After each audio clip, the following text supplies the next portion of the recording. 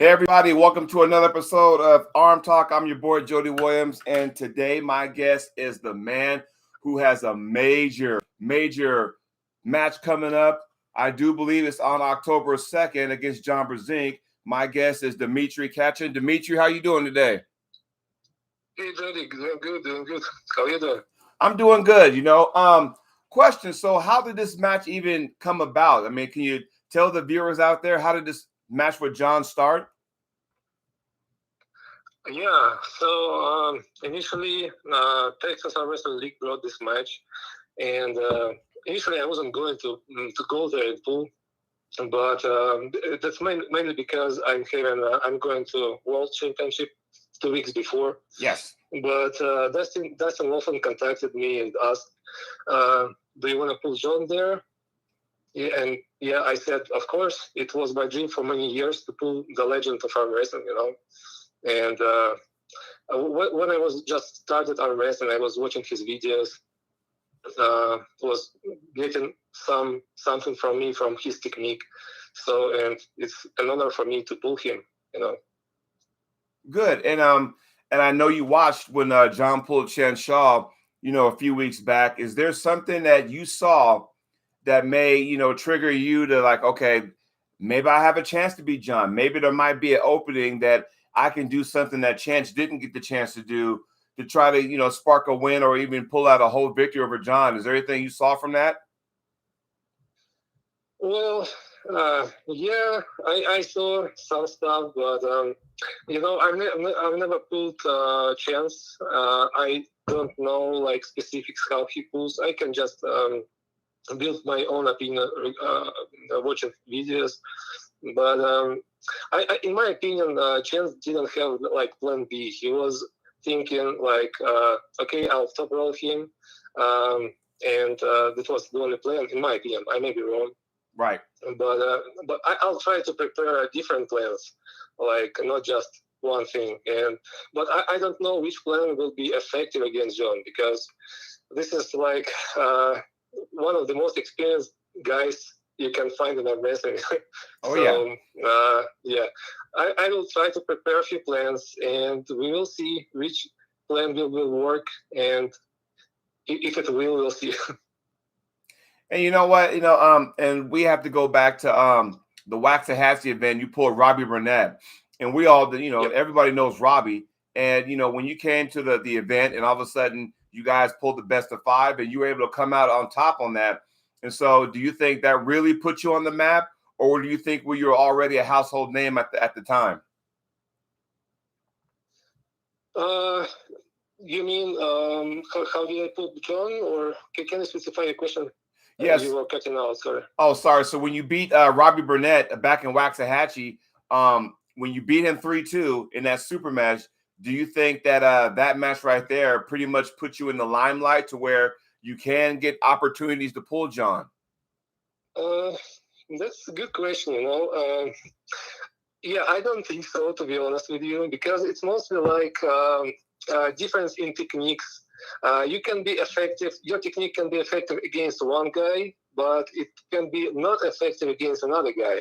So I think, I hope I have chances against John, and I think I have some to offer him in a match. But we'll see. Yeah. My point is, if you win one guy, it doesn't mean you will win another guy who can be pretty even with him, That's true. That's true. So what are your training techniques? Matter of fact, are you out of San Antonio?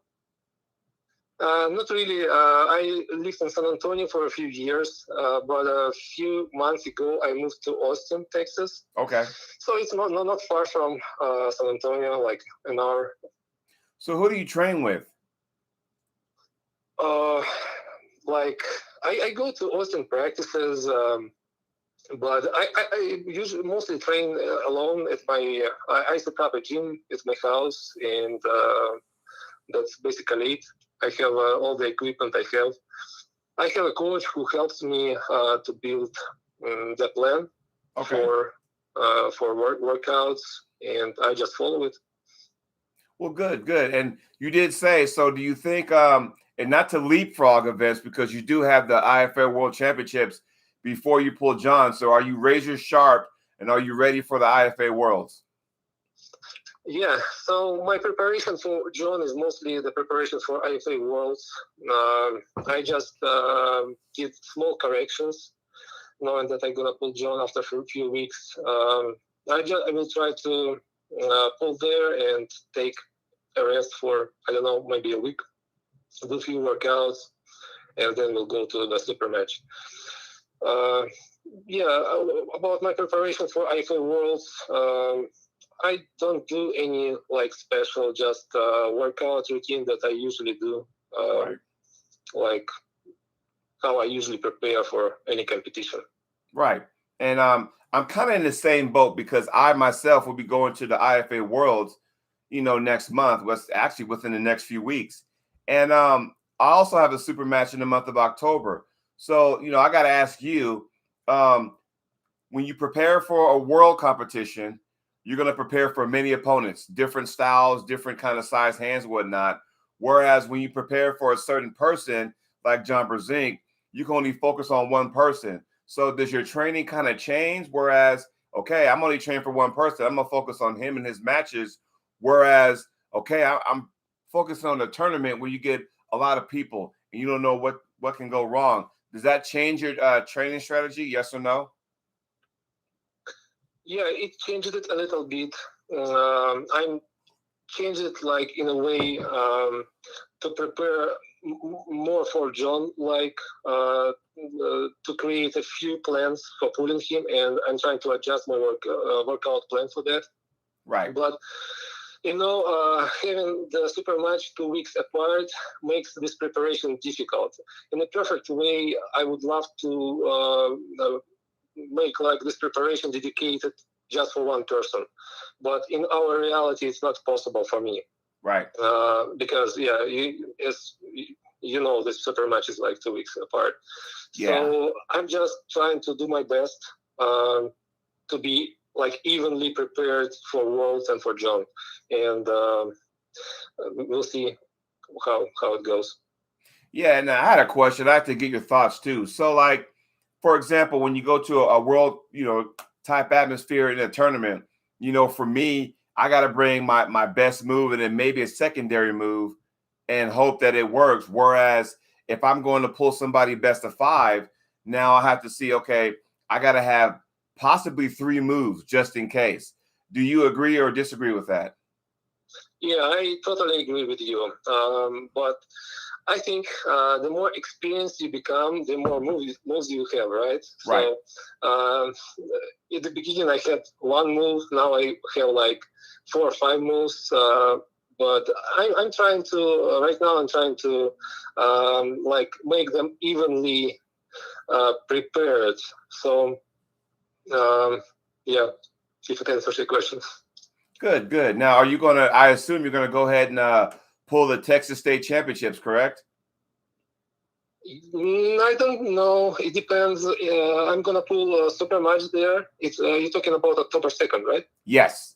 I know you got John, but then you also I think it's the Texas State Championship also, too. Is that the same day?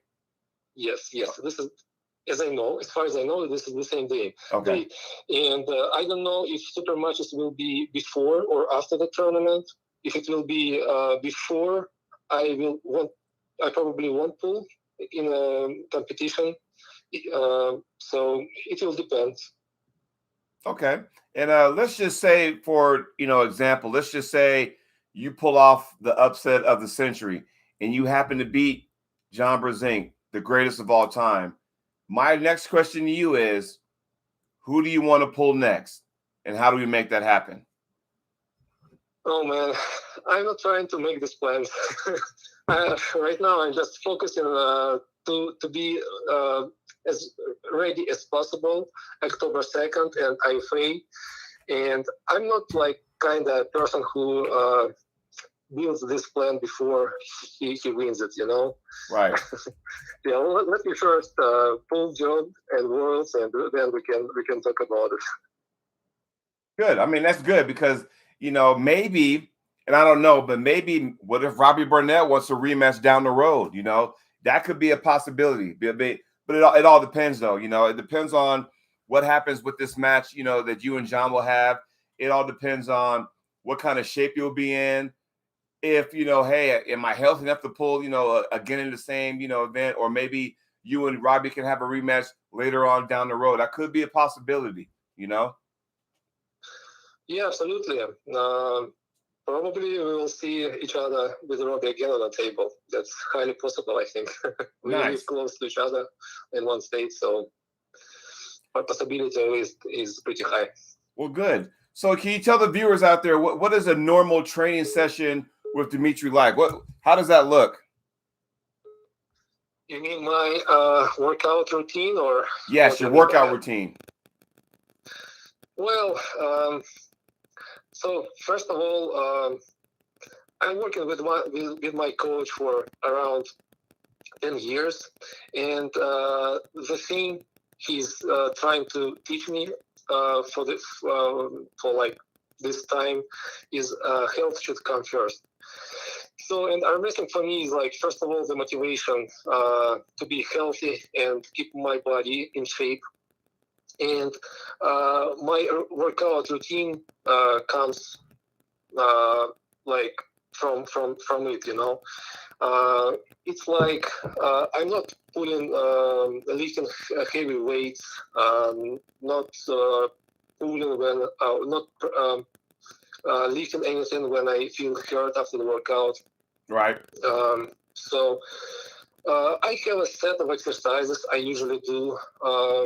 I have one set provided to me by my coach, and other sets that I think works best for me, that I feel the most, and I'm trying to balance between them. And right. Of course, I have the cycle, like workout cycle, when I work with lighter weights, and then I can increase them before the competition. And I'm trying to feel my body, my goal is like longevity here. And as I said, health is first of all. So in general, it looks like that. Gotcha. And I have to always ask this question to especially guests I haven't had on the show before. So a lot of people, there's different ways to train, for this sport. A lot of people, quote like, hey, it's all about table time. And I agree to a certain part. And a lot of people say, well, you got to have a lot of, weight training works too, what side of the fence are you on as far as is more table time more important, or is more weight training important? Well, I like table time. I really like it. But I wish I had more opponents around me to train with. And the reality is I mostly work out with weights. Right. I know. I agree. I know why you're asking me. I asked this question actually, John, when I met him in Wasahachi. I asked. I saw your interview like 10 years ago, and you said the most important thing is table time. And honestly, I don't believe that you can do only table time and be like on the top of your shape. Right. But he confirmed me. He told me the same once again that I kind of do just a table work. I'm not lifting weights. It kind of surprised me in some point, but yeah, I guess everybody is different. It may work for him, but may not work for somebody else. Another thing is you should do this smartly. You should apply the exercise which you're doing with a block machine or whatever with a weight. You should apply it to the way you pull correctly. It's not just like bench press so more specialization and doing this in the right way can be more beneficial than just pumping up. Well, that's good. I mean, and because I like to do, and I like to get your thoughts on this. So when I train, I got a gym in my garage, and I train with the weights and stuff like that. I got a pulley system. I'm throwing on using different kind of handles. But from time to time, with the weights, when you increase the weight, there's always that, opportunity that you might get injury. So then my joints hurt. So then I go from the weights and I start using the bands. And when I use the bands, then it's like, okay, it's easier on my joints, and I still get the it's more repetition now because now I'm just working on those tendon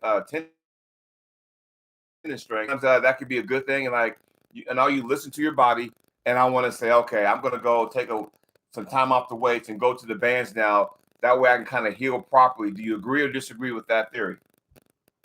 Yeah, I absolutely agree with you, and that's what I do. So, time to time, I change my plans, and at some point, it can be just work out once a week. I mean, just practice on the table once a week. And Right. when you practice with a strong opponent, the problem is you get injured. And in that situation, my purpose is to heal up. And what I do just the blood flow. It doesn't really matter what you do, like bands or just lightweight for that purpose. But I agree with you that lightweight is really helpful. I mean, there is a active recovery and passive recovery, right? When you don't do anything or you just doing blood flow. And I guess your question is really related to this. And answering this question, yes, I prefer kind of active recovery when I do the lightweight blood flow bands or lightweight. So, but again, if you feel like your joints inflamed and it hurts, maybe it's a better idea just to give it a rest, just passive recovery. Right, because you always want to enter a tournament or a match, at your best. You always want to go 100%. So with that being said, how much time do you take off going into a tournament or going into a super match? How much time do you take off in between your last workout until the tournament? Well, I tried different approaches. Like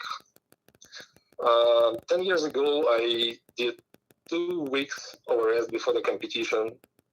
Right now, I feel like when I recover for that long, I may lose some speed or strength.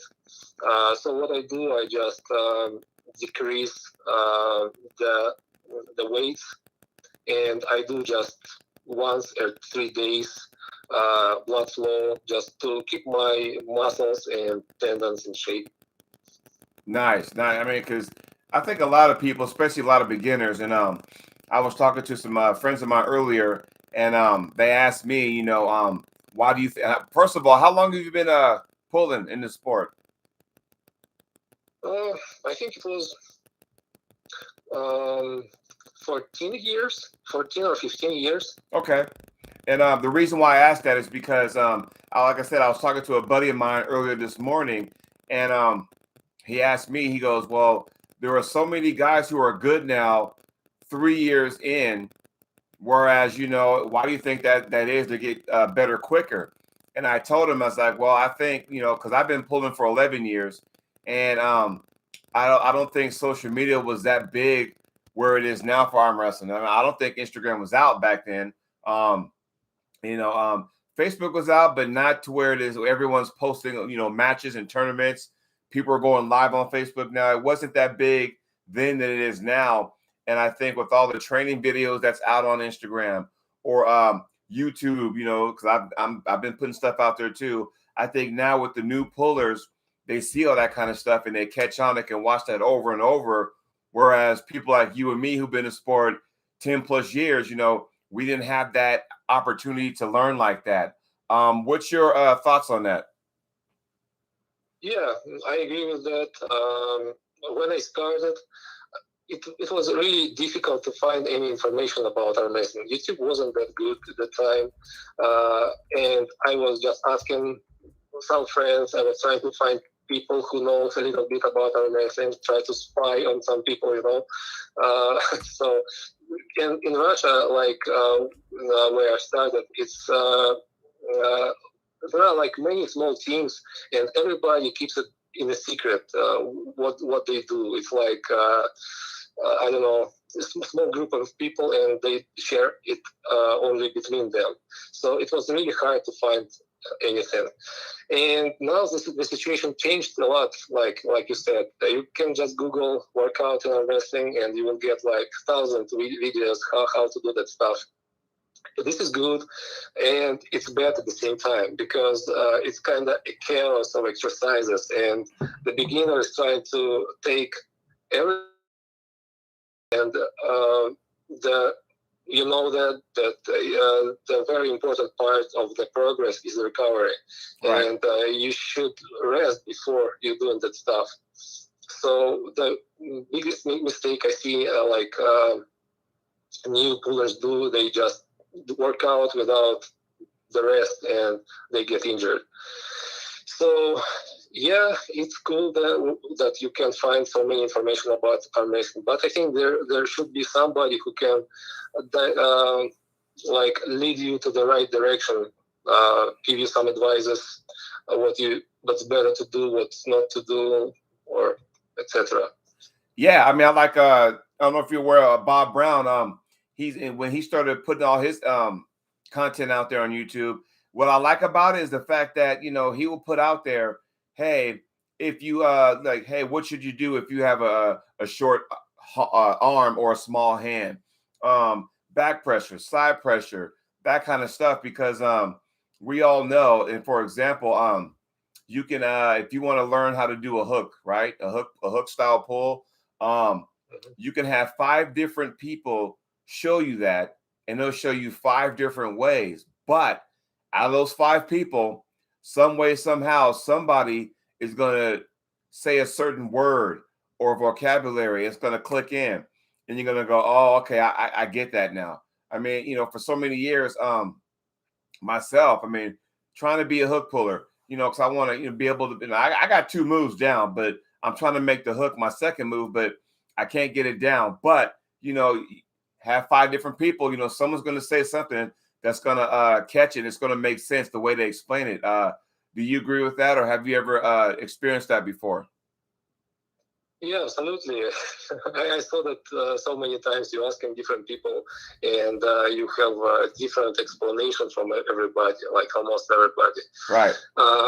Yeah, you should be able to think and apply this for you, because everybody has different length of arm, hand, fingers, and one technique can work best for you, another won't.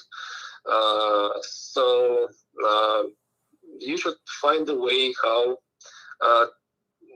to apply, how to choose the right way of pulling, like which works best for you. Right. Yeah.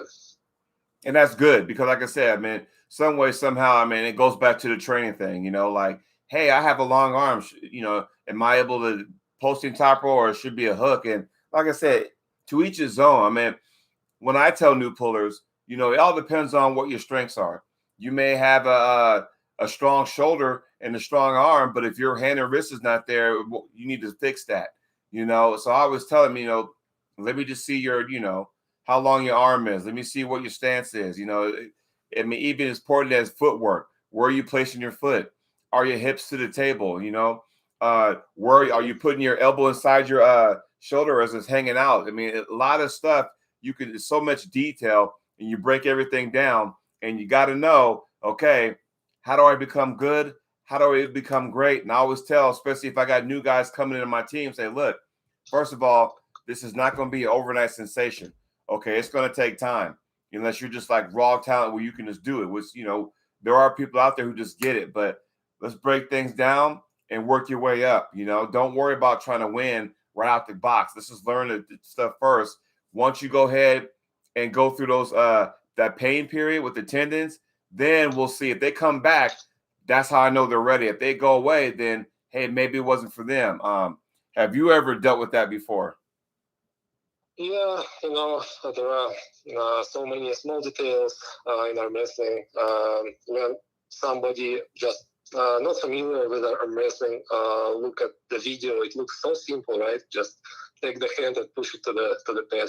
Right. But when you're trying to figure out how it works, there are so many details, and it takes years sometimes to figure out how it really works and what's the best effective way for you to do this.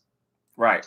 So, and what I did, I tried to watch like everybody does this, right? I think tried to watch the videos of me pulling and tried to do the corrections, pull again, watch video again, or when I found a coach, he was the person who gave me some recommendations, because it's always better to ask somebody to tell you how it looks from the side. Right. Third opinion is important. How's your strap game? How's your game in the strap? Because I know at some point I got this gut feeling there's going to be a moment where you and John Brzezinski are going to get into the strap. Do you feel comfortable doing that? Yeah, I think so. There's a high possibility that we will go to the strap. I feel comfortable in the straps. It doesn't really matter for me. I do pretty good without and with straps. And are you more right hand dominant or more left hand dominant? Both. I would say my hands kind of different a little bit in the way how I pull, but I can do like about the same weights on my left and my right. Okay. There are some things I cannot do on the right. I can do them on the left, and otherwise, Right. So what are your accolades? I mean, state titles, national titles, any world titles, or when did you move from Russia to the States? Tell everybody outside of Texas, Dmitriy, what are your accolades, accomplishments? Well, in Russia, I can start with Russia, right? Because I spent most of my time, arm wrestling time there. Okay. I was first in we had university competitions. Mm-hmm. I was first in Russia between universities. My best result in Russian nationals was third place. Okay. Because the competition in Russia is pretty high. I was third in Russian nationals, and the same year I went to Europe. I became second and third, right and left. And the same year on the Worlds, I took fifth place, I guess. I don't remember. One guy was disqualified, and they changed the protocols. But I think it was fifth. So that's basically it. And in Russia, I can tell you, there is like, if you get to a certain point with in arm wrestling, the government will award you with an official certificate, which looks like a Russian ID, I can say. Mm-hmm. And there are different ranks you can get. You can get candidate to Master of Sport, Master of Sport, Master of Sport of International category, and honored Master of Sport. So I was able to get a Master of Sport of International category in Russia. Okay. And it's if you work in specific military organizations or government organization, it can give you some benefits. So, and I got it in 25 years, which is like really high rank for that age. And this is, I can say this was my highest achievement in Russia. So in the United States, I didn't compete much. I can remember first place in U.S. Nationals 2018 or 19 in Oklahoma. So that's basically it. And like local super matches. Yeah, not a lot in the United States. Well, I will say this. Here's a question I have that you can probably answer more than anybody else. So, pulling in the United States and then pulling in Russia, can you tell everybody out there the difference? Is it, what's the difference between pulling in our country as opposed to pulling in Russia? Yeah, absolutely. So, first of all, is the rules. We don't have WAL, and everybody use strict WAF rules, like 2 falls. Yeah. You know that, right? Right. So, and it's kind of questionable if arm wrestling is more widespread in Russia or not. But I was really surprised. First year when I came to the United States, I went to U.S. Nationals, to Oklahoma, right? I just told you. And the amount of people were there, it was like in our Russian local competition, like let's say Russian South state or something. We don't have states, we have regions, but let's say Russian region. Right. And it really surprised me. I thought, I'm coming to nationals, it's going to be like, I don't know, 500 people there. But it was like 100 or something. Yeah, and I think WAL probably played a part in that, because before WAL came, into fruition, you got more people that went to nationals. And, even before that, we had 3 nationals. We had the international or USAA nationals. You had the unified nationals. You had the AAA nationals. So it got kind of watered down through over time, but we finally unified into one. But even now, that's just, we got so many splits now. And you have WAF Worlds, WAF, that canceled their worlds this year, whereas IFA, they're still going to have their worlds. So, you got that going on. And, you wonder that if you go win a world title, or let's just say if I win a world title, in the Masters, are there going to be some people saying, yeah, but it's not a real world championship? What are your thoughts on that? Well, this is the only world championship this year. So yeah, I think this is, I don't know. I can agree with you that the competition on there may not be as big as in WAF, but there is only one, so everybody free to go. It's open to everybody. So it's world championship, in my opinion. Yeah, and I'm hoping that and now that everything's been established, so now the IFA Nationals, which took place this year in Irving, Texas, and tentatively it's going to take place again in June in Texas also, which means that will be the qualifier for the IFA championships. Now next year, the IFA Worlds, we don't know where that's going to be at. They're going to have a meeting sometime next month, and they're going to figure things out, and we're going to go from there. So I'm kind of excited for that. So are we going to see Dmitriy at the IFA 2022 Nationals in Texas next year? I hope so. I don't know what's going to happen in that long period of time. In my life, it's like everything changes so fast. I want to believe that I'll be there, but we'll see. And it'd be cool. I mean, and so speaking, there's some bucket list tournaments that I like to do, and I like to get your opinions on that. I did the Arnold Classic. I would love to one day go compete at the Nemiroff Zadi or even the Arm Wars. Has any of those events crossed your mind?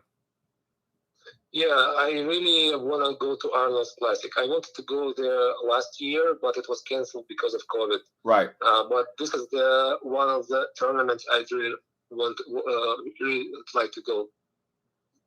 Nice. What about a Nemiroff or Arm Wars maybe? I'm sorry, but I don't know about it. I'm sorry. Oh, that's okay. That's okay. Yeah, because the Nemiroff, it takes place in Poland every. Nemiroff. No, sorry, Nemiroff. Yeah, Nemiroff. Okay. Yeah, I know. I just didn't hear what you said. Oh, okay. So it's cool competition, but the lack of drug testing there makes me feel if I don't want to go there. Right. Because it's I don't take any juice, I'm open for any drug testing. As I said, health comes first to my arm wrestling training, and I just don't like going to the competitions where there are a lot of people on a juice. And in my opinion, I'm not telling anything conclusions, but that's what it is in my opinion. No, I agree. I mean, in my opinion, what I think should happen, and I'm not on this show, I will say this on record. I don't have a problem with people who juice or, do all that kind of HGH and stuff. My concern is that if you're going to do it, number one, admit to it. But number two, if you're going to do that, then have those guys have their own separate division. You know, like if you're going to have, I mean, have their own tournament. You know, there's nothing more discouraging when you got the normal guys who put all the work into the gym and they put all the work in their training and stuff and work in their craft to go to a tournament, end up taking, you know, third and fourth or maybe fifth when they probably could have took top three because somebody who plays above them plays higher because they had extra advantages. And that's not fair because then you're already walking into a situation where you're competing on an uneven playing field. And I always thought that, hey, maybe those guys, now, you know, there are guys that I know who actually do that. I don't hate them. You know, they're my friends. But at the same time, though, they know deep down, okay, you won. Congratulations. Did you win because you wanted to, or did you win because you had some extra help? You know, again, I'm not willing to sacrifice my body or my health, you know, for this sport. It's not that serious. But I will say, again, if you're going to do that, they should create their own little division and you guys can have it, hash it out there. I mean, that's just how I feel. I don't know. Maybe I'm wrong. I don't know. Yeah. I have exactly the same opinion about it. Maybe I will take it one day as well, but when the level of my testosterone, let's say, is lower than it should be, and if you like older than 40, it's recommended for you to take that to keep your tendons safe. You know. Yeah, I mean, I in my opinion, it makes it a little bit unfair. Of course, I love arm wrestling because it just don't help you as much as as much as in bodybuilding, right? Yeah. But if you are even with somebody and he takes juice, he wins. It's like he will win. So I think it makes it unfair a little bit, but I agree with you on your opinion.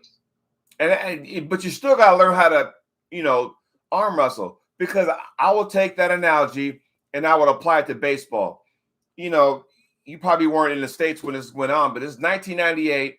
There was a big boom in baseball. We had the Barry Bonds, the Sammy Sosa, Mark McGuire's of the world, you know, busting up 60, 70 home runs, 80, whatever, you know. And, you know, they had the help of HGH, you know, finally admitted to it. But that's not going to, you know, did it help them hit the ball farther? Yes, but you still got to have the hand-eye coordination to hit the ball. So what I mean by that is that you can take all the steroids you want, but if you don't know how to arm wrestle, it's not going to matter. Because even I can say so myself, I've pulled people that I've beaten people this year that were on that kind of stuff, and it didn't matter. You know, if I got in the right spot at the right time, you know, I did what I had to do and I won. And I didn't find out till after the fact that they were, you know, on a steroid bin, you know, so. Yeah, I absolutely agree. But I'm talking about let's consider two persons who are evenly skilled in arm wrestling, like who has lots of experience, same weight, same technique, like top on top, let's say, and one of them is clean, another guy is taking something, right? The second guy will win, right? Because his angles are stronger, like fingers stronger, etc. Agreed. But I agree with you that if you decided I will take all the juice in this country and I will win like Arnold's, it doesn't really true, because it doesn't help you that much as in bodybuilding, where you just, you know. Right. Because bodybuilding's a thing. I mean, that kind of stuff is just, you're going against not so much the like powerlifting. You're going against the weight, not so much not so much your competitor. Whereas, you know, bodybuilding, you're just trying to make your physique look good. You know, you're not really going head to head. You kind of are, but you're kind of not. Where actually in arm wrestling, you're actually going, you know, you're going to grip up and we're going to see who's the strongest as far as that goes. And yeah, it's not fair when someone walks in, you know, who has a distinct advantage when everything is the weight's the same, the experience is the same, the training is the same. And like you said, the one person, the number two person, has a little bit extra juice in the tank, so to speak. Yeah, that guy's going to win every day. You know, that's the part I think is not fair. Yeah, I agree with you on that.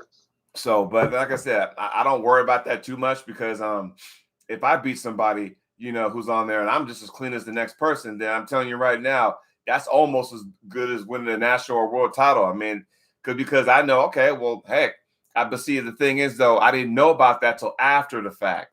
You talk around the arm wrestling world and all the arm wrestling circles, and you find out, oh yeah, so and so's doing this. I'm like, really? Wow. Because I didn't even know what the word natty meant. I didn't know what that term meant. And when someone told me, oh, it means natural, I'm like, oh, okay. I didn't know what that meant. So it was just weird to me. But now I know. And again, I would never put my body through that. I got too much going on in my life for, to sit there and damage my body like that. Yeah. So I got one more question before we let you go. Okay. I know sometimes you don't have to think ahead because you got so much going on and you really can't tell the future. But, who else do you see us? And I asked you this question earlier. You didn't know, but I know that you got Billy Ortegas, those guys, Dustin Laughlin, you're the man in Texas, and I got to, it's almost to the point where you got to venture outside the state of Texas to get some good competition. So some way, somehow, you got to do that. Please tell me there's at least somebody out there aside from John Brzezinski that you would love to pull to see where you're at. Oh man, I don't know. I don't know. I'm ready to pull anybody. Like my weight, I wouldn't like to go like to super crazy weights, but anybody within like 240, 220, I'm like within 220 all the time. I'm open to. How about, and this guy's name's been thrown out time and time again, how about a Jordan Seal? Yeah, actually, we wanted to pull many times, but yeah, he wanted to pull me when he went to Austin competition. But at the same day, I was moving from San Antonio to Austin, and I was looking for the house, and I really sorry that I wasn't able to make it, but I want to pull Jordan as well. Yeah, well, hopefully that I believe we will meet on the table one day because. Yeah, he goes to many competitions, and I think we will meet. Well, somewhere, somehow, I think somewhere in the near future, I think you guys will lock up on the table, and that's going to be an awesome match to sit there and watch. So, yeah, just cross your fingers. I'm sure the guys, the powers that be in the state of Texas, will reach out to Jordan. They can make that possible. So. But Dmitriy, I want to thank you for being a guest on the show today. I really appreciate that, and I wish you the best of luck. San Antonio, Texas, everybody, October 2nd. Dmitriy will be pulling the GOAT, John Brzezinski, best of 5. Dmitriy, thank you for joining me on the show. Thank you for having me here today.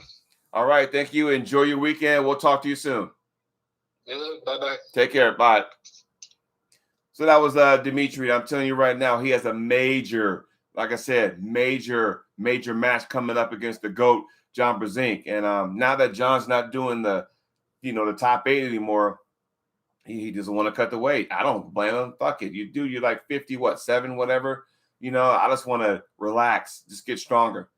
He had Chanshaw. Now he's got Dmitry Kachan. After that, October 23rd, he has Paul Lynn.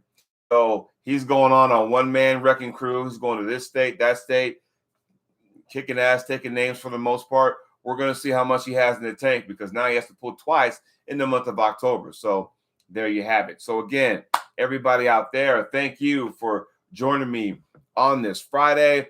And as always, I see you when I see you. Who's my next guest? I don't know, but we'll find out soon.